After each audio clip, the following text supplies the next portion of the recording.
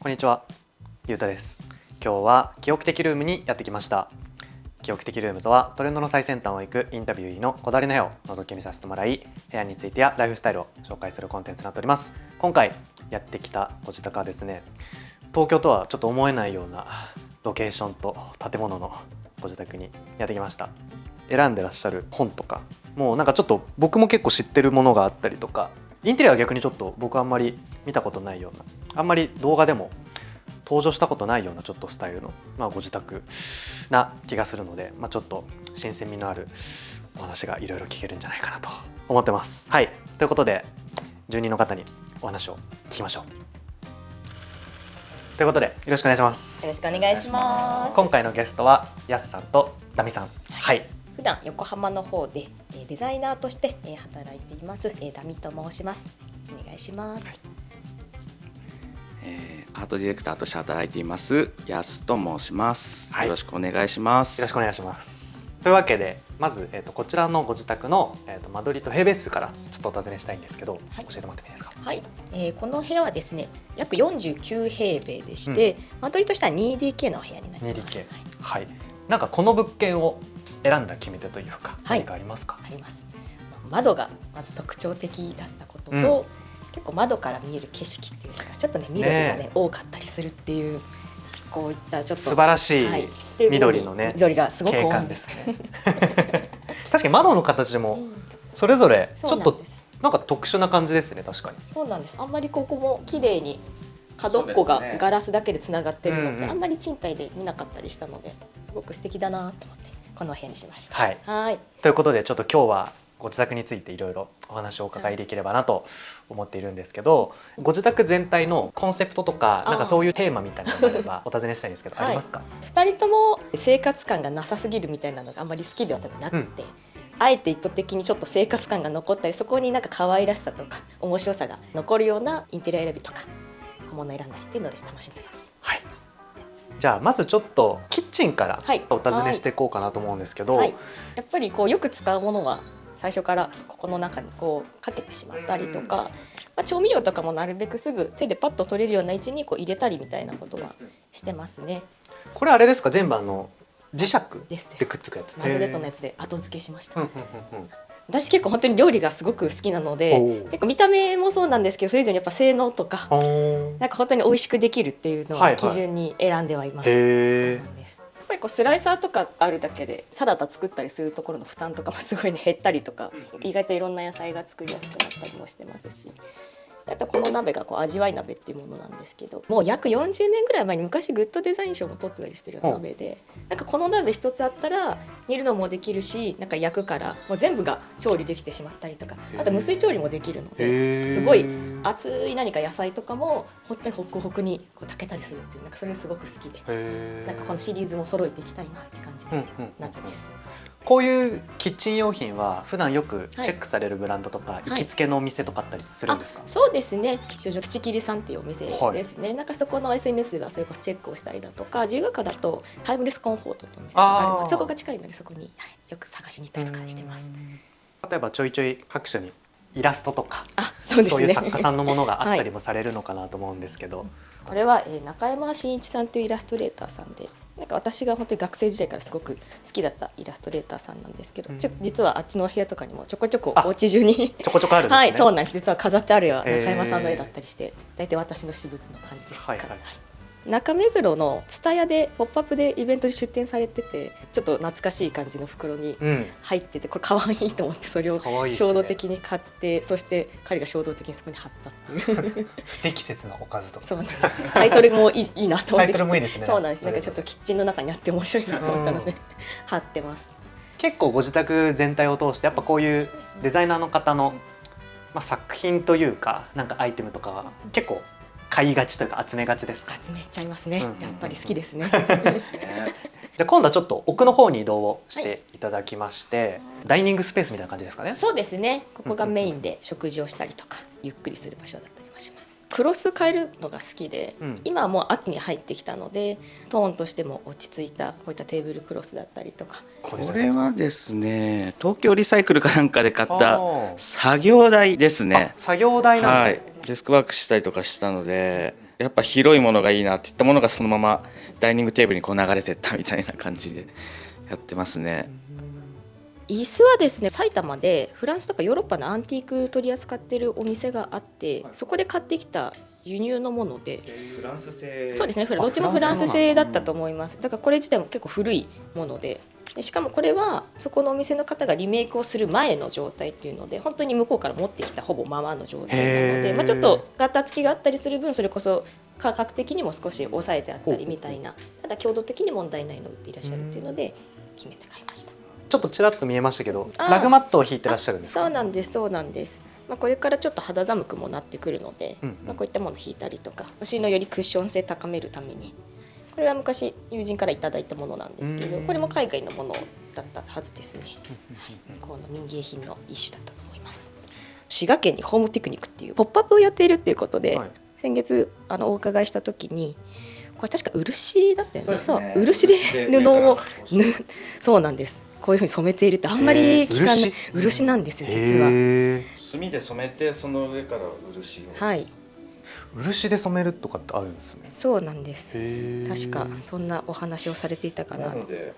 シミがつきづらいっていう。ちょちょっと撥水的なことにも。そういうあれがあるんだ。はい。っていうことだったりとか。風合いだけじゃなくて結構パーンとしたような生地感だったりとか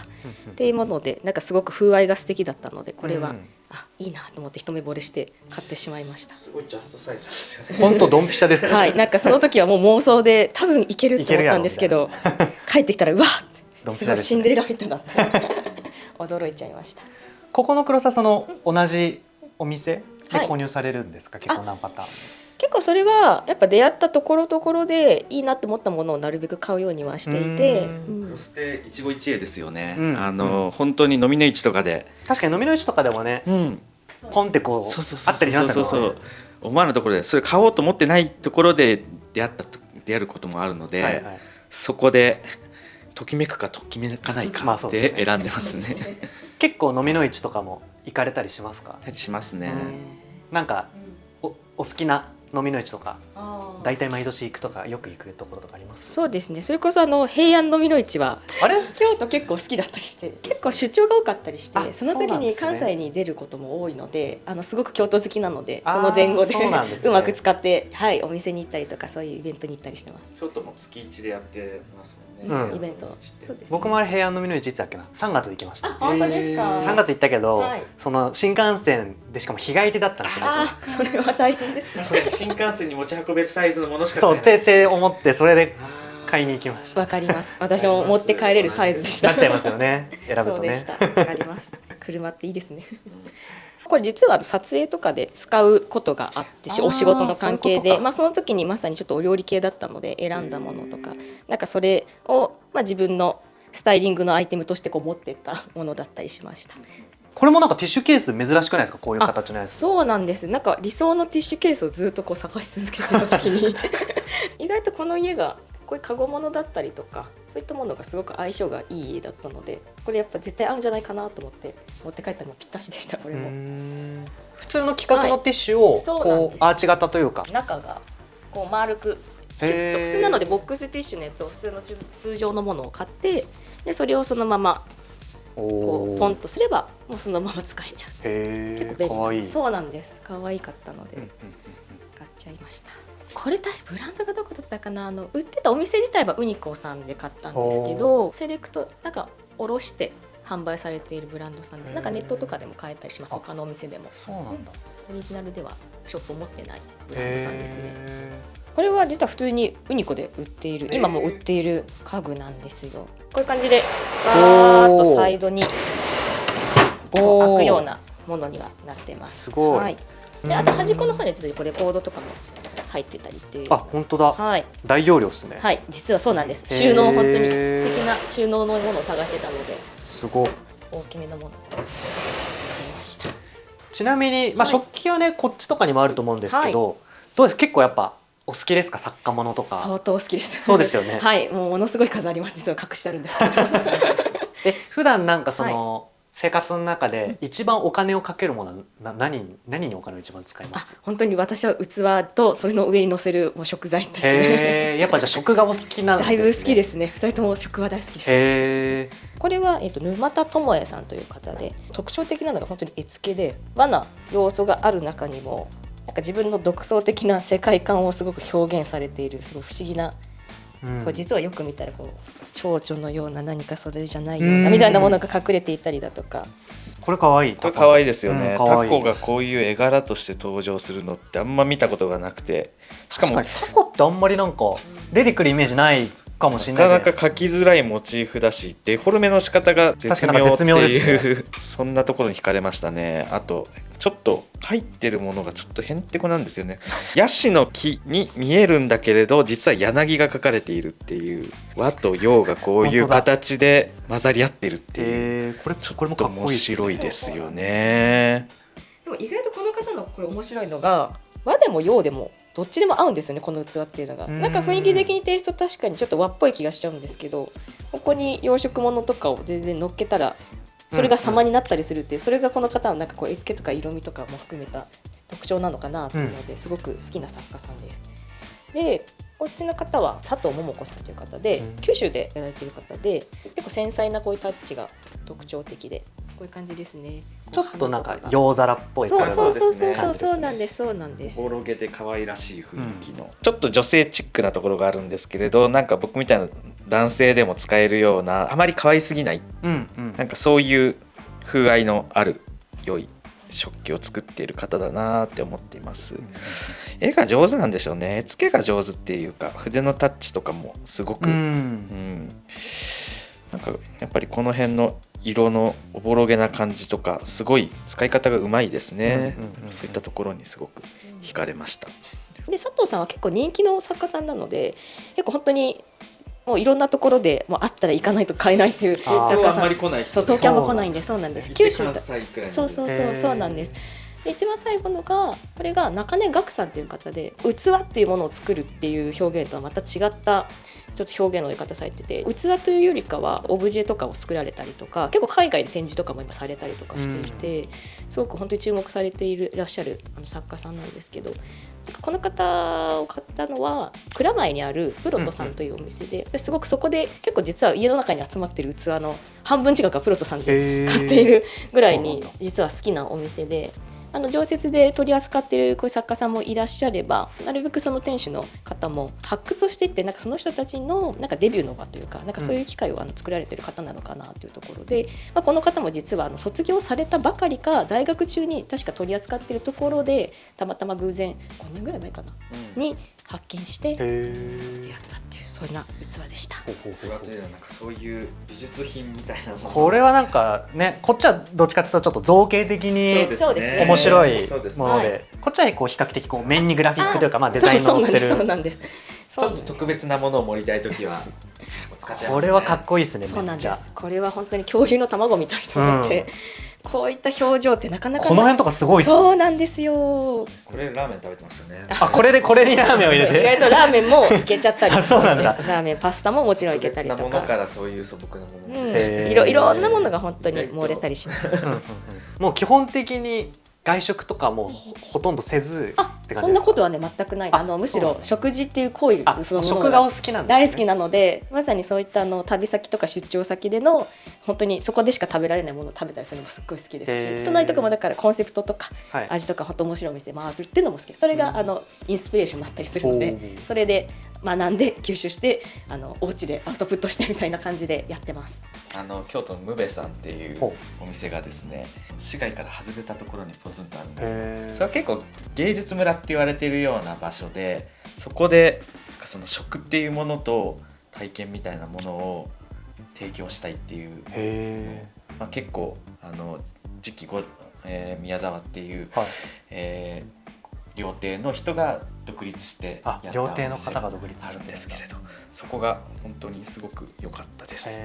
あと都内だとカビさん、このコンセプトとかテーマもやっぱペアリングの中でこう香りだったりとか味わいの変化だったりとか、そういったものをなんか楽しませてくるお店で、なんかそういったところは好きでよく探していったりします。僕も結構ご飯好きなんで、本当ですか？ちょっとチェックさせてもらいます。ありがとうございます。じゃあ今度こちらのブックスタンドって言ったらいいですかね。はい、はい、これはどちらで？シボネさん。シボネですね。はい、シボネですね。形が面白いっていうのと、なんかボーリングの球みたいなものでブックを支えているっていうところがすごいユニークだし、こういう部屋のアクセントになるかなと思って選びました。これが私の地元のユーカリさんっていうお店のチョコットライトっていう名前なんですけど、今は実はこういったものは作られていなくて、これ本当に初期の時に作ったものなんですっていうふうにおっしゃられていて、このライトの本当に柔らかいちっちゃな光っていうのが夜とか本当にすごく心地よくてお気に入りのライトです。意外とこの子がちゃんと正式なある種食器棚なんですけど、あれですかね、マグカップとかだったりとか、ティーセットとかそういったものとかもメインで、グラスだったりとか。てかなんかこのガラスのこのすりガラスグラデーション、なんか珍しくないですか？あまり見ない気がそうなんですよ、しますね。このフレーム自体は益子の陶器市に行った時にちょっと名前忘れちゃったんですけど、そこで売ってたフレームをこう壁にですね、私すごく虫ピンを使うのが好きで、壁にそうなんです。ちっちゃくていいですね、目立たなくて。そうなんですよ、やっぱ目立たないので、なんか本当に遠目で見たら浮いてるように見えるっていうのがすごい好きなので、真ん中のこれもですね、こういう感じでマグネットになっていて、それをこう虫ピンを1本ギュッと刺してそれでこう固定しているような、そんな感じ、はい、こんな感じですね。かわいい。嬉しいです。これは工夫してみた部分でした。虫ピンいいですね。こう見ると本当目立たないですね、全然。もう全然目立たないです。これ家中の壁のものって全部虫ピンで固定してるんですよね。この絵とかもそうです、ね。絵とかもいけるんだ。絵とかも実はいけるんです。知らなかった。そうです。絵とひっつき虫っていう名前の、そうです。ちょっと練りゴムみたいなやつをちょっとだけ固定して壁傷つかない賃貸なので、綺麗に、はい、工夫しないと。いいですね、ディスプレイこんな綺麗にできたら。いや、そう、ちょっと工夫を頑張ってしてます。なるほどね。はい。そしたらこっち、はい、こちらにもう一部屋あるということで、はい、こちらは何の部屋なんですか？こっちは、特に彼の仕事をしたりする集中のための部屋だったりとか、あとはお部屋のお洋服とかが主に集まっている部屋になります。じゃあちょっと中に案内してもらってもよろしいですか？はい、大丈夫です。なんか勝手に寝室だと思ってたら違ったっていう。もともとベッドがあったんですけれど、なんか解体して物も増えてきたので、もっと寝る時間よりもなんか充実した仕事の場所だとか、なんかさっきの食器も増えてきたので収納にを生かしていこうみたいな、そういうような感じになってきました。洋服をかけてらっしゃるこのハンガー、これもなんかすごく可愛いなと思ったんですけど、これどちらなんですか？そうですね、実は我が家の家具ってウニコで揃えてるものが実は多かったりして、これもなんかこの形ってなかなか見ないなって思って、面白かった。色とかもすごく素敵なんですよね。可愛い。そうなんです、そうなんです。だからこういう見せたい服とかをわざとこうかけておくのにすごくいいものだったので、ちょっとこれは購入しました。これは子供の学習デスクのついてた椅子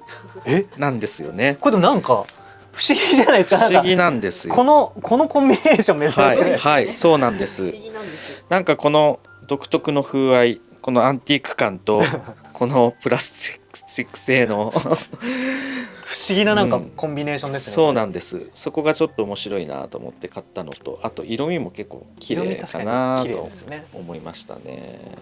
デスクはこれはイデーで購入したデスクになります。天板がグリーンなので、すごく心地いいなという、木目のデスクでもいいんですけれど、なんかオンの時というか、こう仕事を集中したいなっていった時に、なんかこのグリーンの空間っていうのが自分には結構フィットするなと思って選びました。これはナンバー38っていう名前だったかな。オーダーをしてちゃんとコードとかも長さを揃えてくださって、で最後納品してもらったようなもので、本当にこういったパーツからもなんか組み合わせができるようなアイテムもちゃんと揃ってたりとか、あとはもう既製品で商品もいくつかたくさん種類もあったりするので、なんかすごく照明のいいそれこそスポットライトの上手な使い方とか、こういう照明のそれこそ電球一つのその選び方とか、なんかそういうのすごく丁寧に教えてくださるお店で、そこでこれが当時気に入って買ったりとか、こっちも普通に無印さんで買ったもので、やっぱここちょっと北側の部屋なので、こういう形で今、2つ使ってうまく調光してやってます。でもいいですね。なんかこう明るい日差しの入る部屋と暗い部屋がこうそうですねあって選べるっていうのがそうなんですちょっと羨ましいなって個人的にそうなんですありますよね。ちょっっと今暗い部屋で作業したいからそうありますよね。そうなんです部屋の中でもオンとオフがあったりだとか、用途によってやっぱり光って大事ですよね。光大事ですよね、本当。羨ましいそれは。こちらがリビングって言ったらいいですかね。はい。じゃあちょっとこちらも案内してもらってよろしいですか。はい。失礼します。実はこの部屋6畳なんですよ。実は6畳です。6畳？はい。6畳には感じないですね。不思議と窓とか多分あとわざとここの押し入れをですね扉を取ったりしてるので、その分でちょっと空間が広く感じるのかなっていう。ここは私の仕事スペースで基本的に私がなんか仕事で必要なものだったりとか、それこそ私が好きなイラストとか、なんかそういったものをこう飾っている一角がここの感じです。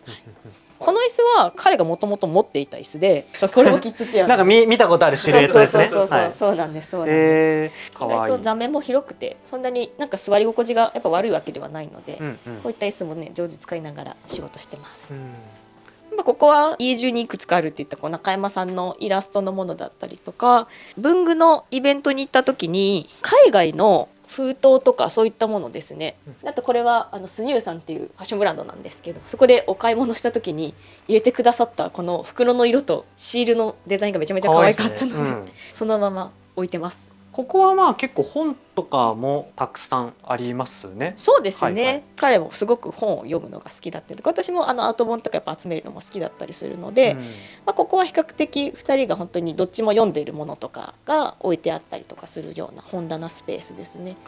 ここに飾ってあるこれグラフィックじゃなくて実は写真なんですよ。あ、写真なんだこれ。写真で恵比寿の方とか代官山の方にあるポストっていうアートとか海外の書籍とかを集めて売ってらっしゃるお店なんですけど、写真に思えないんですよね最初。これ写真にマジで見えないか。見えないんですよ。反対に最近その展示してたものはもう真っ白い紙だったりとか背景の中での表現でしたね。この時は結構色とかそういったものが強く出てる作品の写真集で、なんか一目惚れして2人でこれは買いだねとお迎えしました。いいですね。あとはそうですね、古今っていう25年くらいまで前の細見美術館の所蔵品を紹介するような日本の美術の図録兼アート本みたいな、そんな本なんですけれど、これは中条正義さんがデザインをしているんですけれど、ティンパの作品集だけれどやっぱこういうビビッドな色が入ってきたりだとか、すごいレイアウトも面白いし編集もすごく面白いというところで、あんまりこういうまとめ方はされないので、金箔の表現とかわざわざ金で表現したりだとか、印刷が相当こだわってるんですよね。当時まだ紙の媒体が多分強かった時期だからこそできる遊びですよね。どうですか、お二人ともアートディレクターと、グラフィック系のお仕事されてると思うんですけど、なんかやっぱそういうバックボーン的なデザイナーの方とかいらっしゃったりします？なんかその時々の出されたそれこそ広告物だったりとか、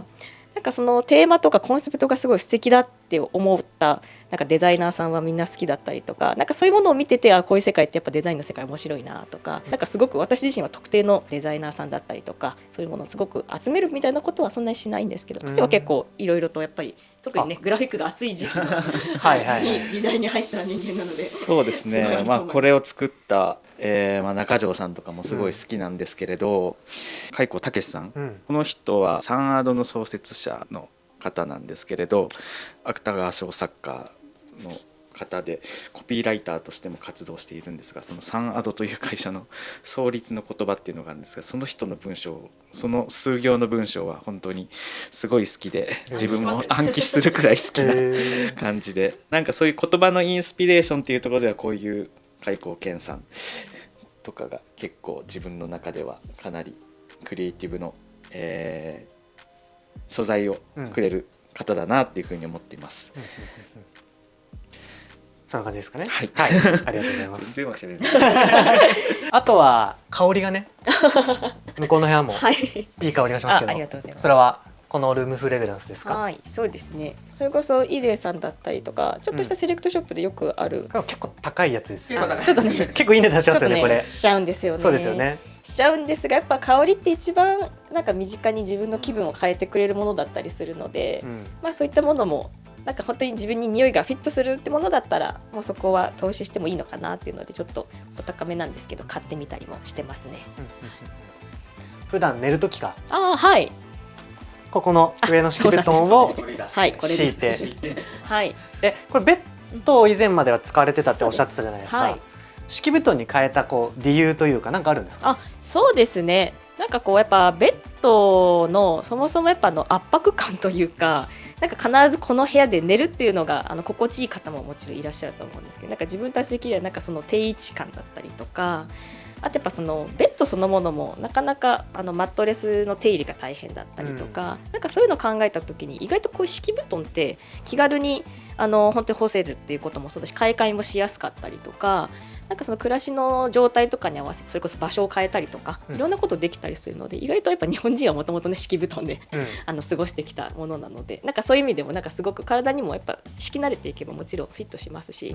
いろいろクッション重ねたりとか工夫も逆にできるので、なんかそういう意味で最近は敷布団でもいいじゃんってなって敷布団で楽しんだりしてます。このなんか本棚もなんか不思議なデザインですね。これ実はちょっと失敗エピソードとセットでこういう収まりになったんですけど、そうなんです。引っ越した時に本当これは縦と横としてこれ奥行きに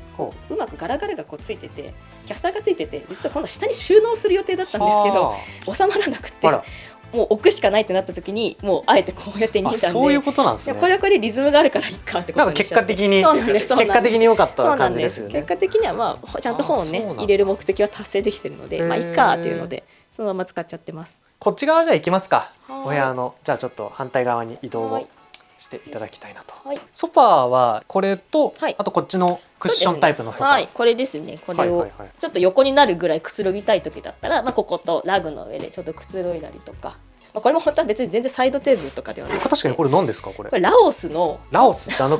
オスですか？九本仏にあるエッケンクンプトだったかなっていうお店、そこも作家さんだったりとか、ちょっとそういう面白い国の何かイベントをちょっと企画したりとかされてるところで、これラオス店も結構定期的に開催はされてるんですけどこれ裏にだから子供の落書きあるんですよ、現地の。本当だ。こういうすごいこういう落書きがあったりとか、なんか地味に向こうの生活感が隠れていて、これとこの網って向こうのラオスの人たちが生活で使っている道具。これもラオスなんだ。これ魚を確か取る道具だったと思いますっていうものだったりとか、この穴も私なんで開いてるのかがわからないんですけど、なんで開いてるんですかね。なんでなんでしょう。テーブルなんですか？もともと向こうで。多分向こうでテーブルとして使われていたもので、向こうの人が多分本当にお家の中で暮らしで工夫して多分作ったものだったりもするのかもしれないですね。多分これは商品では多分もしかしたらなかったかもしれない、向こうでは。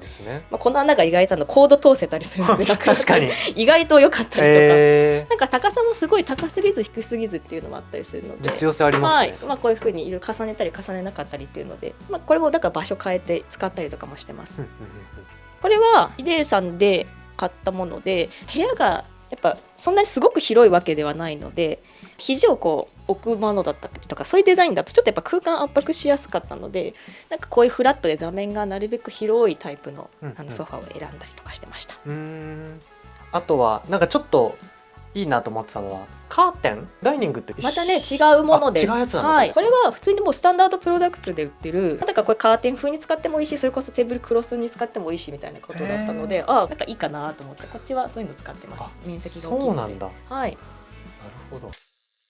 やすさん、タミさん、今日はありがとうございました。ありがとうございました。じゃあ最後にお知らせしたいものとか告知したいものがあればしていただければなと思います。はい。今日いろいろと器とかも途中紹介させていただいたんですけど、なんか私そういったものを使って、料理の風景だったりというか、そのインテリアだったりとかっていうよ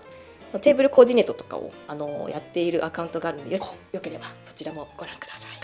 すっごい美味しそうなご飯がたくさん載ってました。レシピはないんですが、はい、はい、そういう佇まいがあるので、よければご覧ください。はい、ということはぜひインスタグラムですね。はい、チェックしていただければなと思います。お願いします。